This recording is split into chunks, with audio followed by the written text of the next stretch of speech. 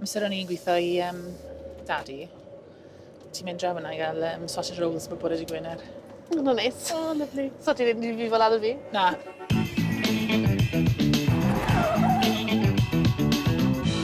Wel, mae eisiau golchi car na. Ti'n ei beth y siarad? Na. Fi'n gweithio dy mami sy'n florist yn Llandeilo. Fi'n gweithio fel assistant iddi yn y siop rhan amser.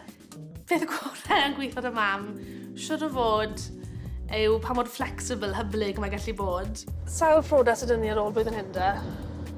Mae un dyn ni nawr mewn pythefnos, a wedyn bydd un dyn ni rhwng Nadolig a'r blwyddyn newydd.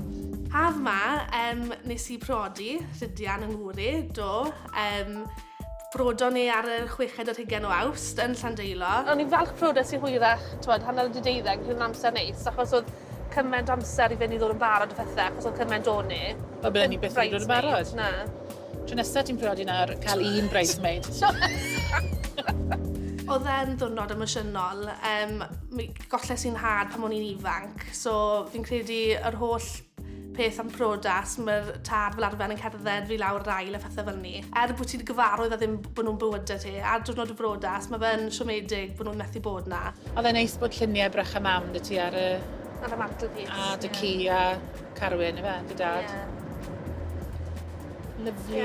Mae fe'n oddo fel, ni hen gyfarwydd a colli dad a ddim yn gyd ci a mae fe'n odd fel mae hwnna'n cael ei pwysleisio ar diwrnod y brodas. Yn y blynyddoedd diwetha, fi wedi bod yn brwydro gyda symptomau oedd yn dangos bod fi'n bipolar. Yn edrych nôl, ers mi fod yn ysgol wedi bod yn dangos symptomau, ond oedd e ddim tan blwyddyn 2014, ces i cyfnod o fod yn manic, maen nhw'n galw fel, i chi mynd yn uchel. A gan edrych nôl, fi es i cael cyfnodau isel hefyd, a wedyn, dwi'n ond tua blwyddyn a hanner nôl, ces i'n diagnoso gyda bipolar wedyn. So mae fe wedi bod yn challenge i fi a Rhydian fel bod mewn perthynas, a oedd yn beth neis bod ti gofyn i fi brodi fe ar ôl popeth ni wedi mynd trwyddo. So pan prodes di Daddy, o ti wedi gweld pethau'n digwydd, pethau newid lot ar ôl, achos mae'n prodi mewn i fel teulu ffarma? Do. Fwy o rŵtîn. Ie.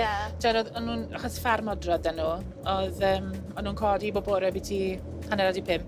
Fi'n gweld yn anodd dyn nhw'n y bore mor gynnar weithio ddo. O, yn wedi pan mae'n ora. Ie, chri. Fi'n credu peth yn odda am fod yn bipolar yw dyn o lan pob diwrnod ddim yn gwybod os ti'n iawn i byd o. Ond ti'n dod yn gyfarwydd o fe, ond mae pawb yn cael dyddiau gwael a dyddiau da. Ond fi'n credu mai hwnna'r peth yn odda yw gorfeddwl popeth. Ti'n mynd mas i fwyda gyda Rhydian yn y bore? Fi jyst yn neud beth mae Rhydian yn gweithio fi'n neud. Pa'n neud na trwy'r amser?